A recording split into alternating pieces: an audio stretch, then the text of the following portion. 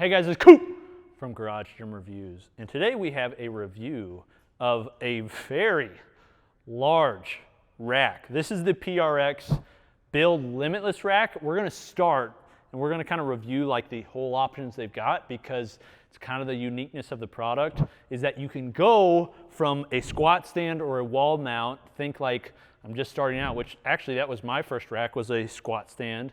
But then all you have to do is buy kits or packs and you can add on to the rack. So you can go from a squat stand to a 4-post squat rack or a half rack, all the way up to a 6-post rack, or even, I mean, bigger than that if you wanted to. The unique component is the fact that you can go from the squat stand all the way up to like the big rack.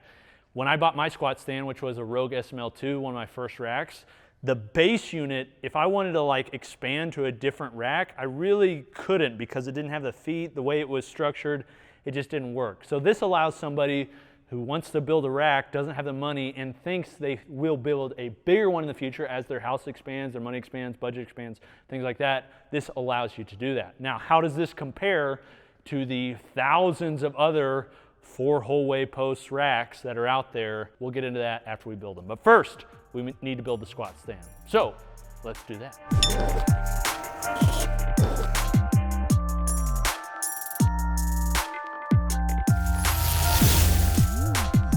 Woo! That sucker is gritty.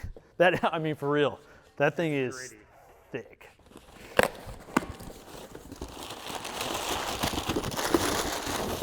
Spot arm. Nice. It's got holes in the side so you can add some attachments. They've got a kind of a unique design on this J cup. It's not my favorite, but rather than having like a J, it's more like an L, and then they angle it up. It is nice because there's no like extra uncoated section on the front lip there, but for the people like me that like to roll the bar to the end of the J cup before you lift, you can't do that. It just sits in there. So some people like that, some people like the other style better. The upright, couple things I'm noticing. There's no laser cut numbers, which kind of sucks because the competition on this level of rack is doing that. This is a made in USA version, which means it's priced higher, and Rogue is doing that on theirs, and Rep PR 4000, which this is like that style rack, is also doing it. That said, it is nice that they put markings, which will be good enough for most people. Just is nice if you have the numbers in there. This powder coat is nice though. It's somewhat gritty and it's tall. It comes in 2 options, like an 81 inch and a 95 inch, I think. So not like standard, like some other racks go taller, like 100 inch is typical. Now we assemble it. So the way they're assembling this is different than most squat stands. They're using angled feet on both sides of the rack. It's gonna be less stable than like a big platform base like we see with a Rogue SML2. But the benefit to it is that if you upgrade the rack, you can use those angled feet on your upgraded rack. You don't have to just throw the base out, which I think is pretty cool and also like sustainable. All right, let's build it.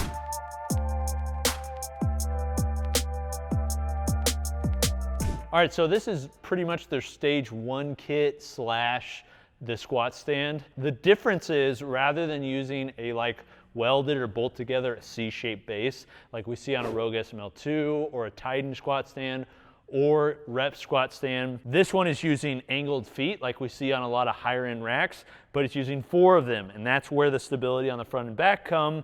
And then the stability that basically allows it to be stable from side to side is this flat plate here. Now I will say, like just looking at this, I'll show you, like there's a lot more side to side sway on this than there is on a Rogue SML2 or some of those other options, because the connecting cross member on those is like a tube. So it's a 2x3 tube oftentimes, or a 3x3 tube, which that provides more rigidity than this little flat plate here. Now, when you're training, you're not doing a ton of side-to-side work. Most of what you're doing is frontwards and backwards, even if you're kipping on the rack. So the real stability you want is forward and back. That said, it would be nice if that thing wasn't so, you know, shaky back and forth. Now this unit right here, as it stands today, is about 600 bucks. To me, here in the Midwest, it's about 140 bucks shipping, so you're looking about 740 bucks for the base unit. That doesn't include, though, the spotter arms, the band pegs, the bar holder, the dip arms, or the weight plate holders. And of course, not the bar or the plates either. It includes the J-cups, basic J-cups, and the unit. Now, I'll talk about this further when we have the other racks, but it's using 5/8" holes, 11 gauge steel, which is the standard option, and then a basic pull-up bar up top. The powder coat on this is nice. It is textured, not a heavy texture, but the powder coat on the pull-up bar, which is the one that you really want texture, is thicker. The problem comes, and again, we'll talk about this more, but I'll talk about this specifically for squat stand versus other squat stands that are out there. This squat stand is a similar price point as other options that are out there, especially when you start adding attachments. Even though it's made in the USA, which I understand is a nice benefit, but it is lacking in some features that others offer, like laser cut numbers, colored options, and a platform base. Where the real benefit in this is if you decide to upgrade, you don't have to buy a new base, you don't have to throw out your rack or sell your rack, you can just rebuild off this. And we'll show you how to do that by building the half rack.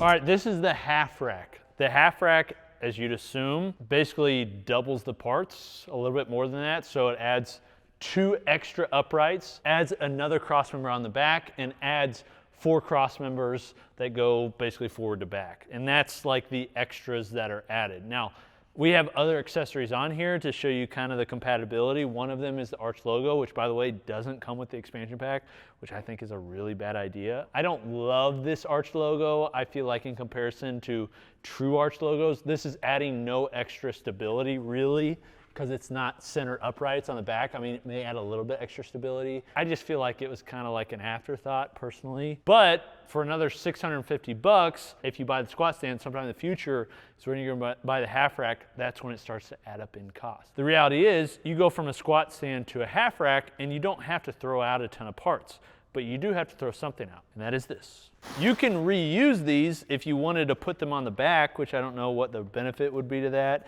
You could reuse this if you wanted to increase the side-to-side stability on that, but you don't really need to because it has full tube cross members and a pull-up bar going across. You can upgrade it from the standard rack, but you're still having to get rid of some parts or pay extra for some parts. Something else I noticed, they've supposedly, at least told me, they're investing heavily in this platform, which means they're coming out with a lot of accessories. This does have a 48-inch outside to outside width. Rogue is a 49-inch, Rep is a 47-inch, which means any cross members that go to side, say pull-up bars and stuff, none of them will work. I believe Titans is actually 48-inch, so Titans will work. The other thing I noticed is these cross members on the back have these cutouts right here, right here. So they have this longer like double circle cutout and then this like 1-inch hole cutout. And they got them on all sides. They even have them on this back cross member too, which would point to me that they're working on some sort of cable attachment stack that they haven't released yet. There's still one more piece we got to add to this, and that is the 6-post like big bad boy rack. Let's build that now.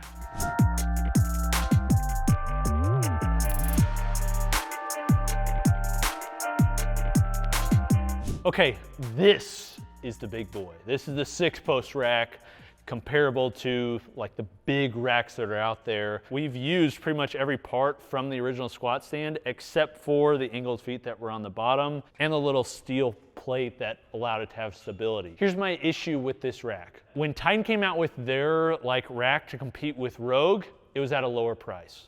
When Rep came out with their PR4000 and PR5000, it was at a lower price than Rogue, and they were offering colors and some unique features like a center mount lat pull down and a lot of attachments. This at this point offers nothing from what I'm seeing in addition to all the other options that are out there except for the ability to buy the packs. It'd be one thing if they offered like a big discount for you to like upgrade and stay with them on the packs, but the packs end up costing quite a bit. So we ran the numbers. If you go from the squat stand to the half rack to the power rack like we've done here, the 6-post rack, it's a total of $2,000 plus about 140 bucks, at least to me, every time you order it. If you were to buy the 6-post alone from PRx, it's 1,800 bucks plus shipping. Most people are going to be better off buying it as it is and then buying a good name brand that you can resell that has good resale value, and then upgrading from there. I love the idea of starting small and growing over time,